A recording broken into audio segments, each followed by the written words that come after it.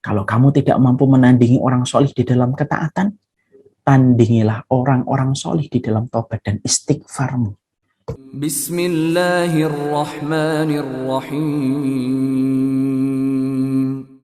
Apa yang harus kita lakukan supaya kita dipantaskan oleh Allah untuk diwafatkan dalam kondisi husnul khatimah? Ketika kita tahu bahwasanya kematian itu teramat sangat dekat dalam kehidupan kita. Yang pertama, berbaik sangkalah kita kepada setiap manusia dengan prasangka yang baik.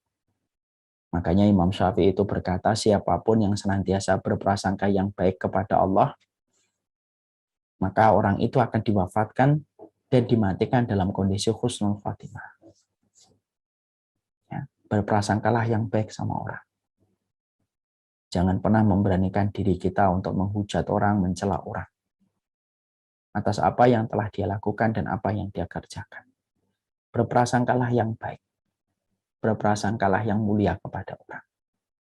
Dan jadikanlah diri kita seakan-akan lebih buruk dari setiap orang yang kita jumpai supaya kita tidak pernah berhenti berproses memperbaiki diri. Ya. Yang kedua, ya, kalau kita adalah orang yang sudah melakukan ketaatan, kalau kita sudah melakukan ibadah, jagalah konsistensi amal kita. Dan istiqomalah kita terhadap amal yang Allah mudahkan untuk kita.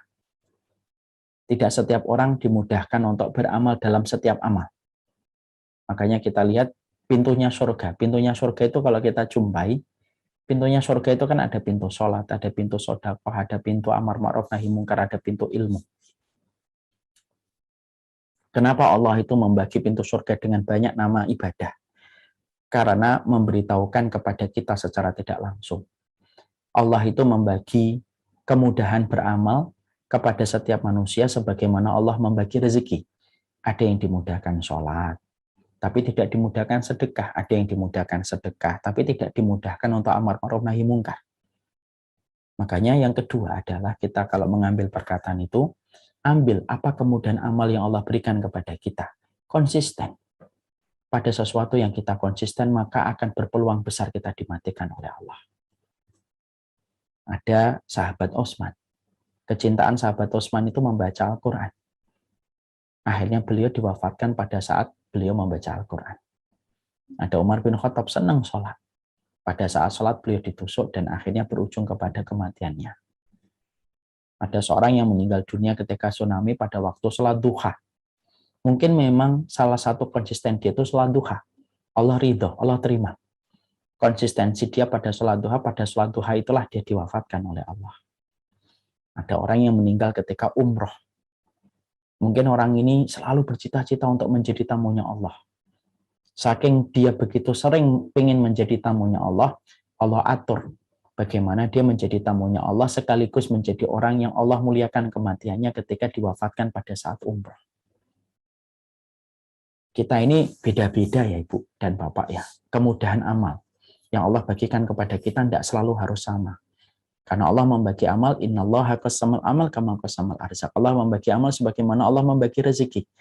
Temukan pada kemudahan amal yang Allah berikan kepada kita itu, temukan apa? Saya dimudahkan taat sama suami, pegang itu. Saya dimudahkan untuk menutup aurat, Ustaz. Pegang itu. Saya dimudahkan untuk sholat sunnah, Ustaz. Pegang itu. Ketika kita terus melakukan itu dan menjaganya, pada perkara itulah kita nanti akan mendapatkan rahmatnya Allah. Dan itu tidak selalu besar. Belajarlah dari Bilal. Bilal itu konsistensi amal yang sangat dijaga itu adalah menjaga wudhu. Dan tidaklah dia wudhu kecuali kemudian dia sholat 2 rakaat. Pada hal itulah dia dimasukkan oleh Allah sebagai bagian dari penduduk surga.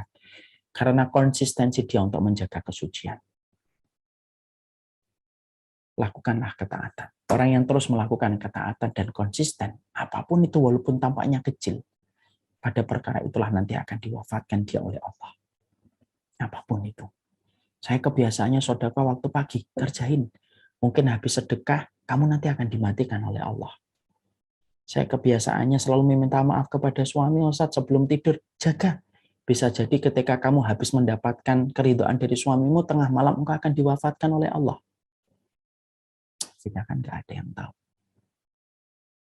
Allah tidak meminta yang banyak. Allah meminta yang konsisten. 1, 2, kerjain. Yang betul-betul kita jaga. Dan itulah yang akan menjadikan Allah meridhai dan merahmati kita.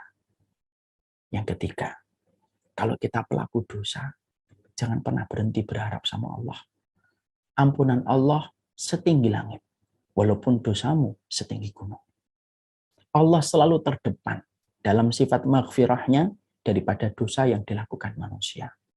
Engkau memiliki 1 juta dosa, Allah memiliki 1 juta 1 ampunan. Engkau memiliki 1 miliar kemaksiatan, Allah memiliki 1 miliar 1 ampunan. Selalu ada angka lebih pada ampunan Allah dibandingkan dosa yang dilakukan manusia. Jangan pernah berputus asa. Ustaz, saya pernah zina. Tidak apa-apa. Ustaz, saya pernah membuka aurat. Tidak apa-apa. Sekarang mari bertobat. Supaya bukan pada kemaksiatan itu kita dimatikan untuk bila mitalik. Bagi para pelaku dosa, jangan pernah berhenti untuk berharap diampuni oleh Allah. Kalau kamu tidak mampu menandingi orang solih di dalam ketaatan, tandingilah orang-orang solih di dalam taubat dan istighfarmu dengan dosa yang membuatmu takut kepada Allah. Dosa yang akhirnya menjadikan hati kita takut kepada neraka itu lebih baik daripada ketaatan yang membuat kita lupa dan menjadi sombong dengan apa yang kita kerjakan. Yang keempat, bagi orang yang taat, bagi orang yang sudah mengerjakan kebaikan, jangan sampai maghrur, terpedaya dengan amal soleh yang dilakukan. Jangan menganggap orang lain bodoh, jangan menganggap orang lain itu bermaksiat semuanya. Lalu kita yang merasa suci di hadapan kerumunan manusia.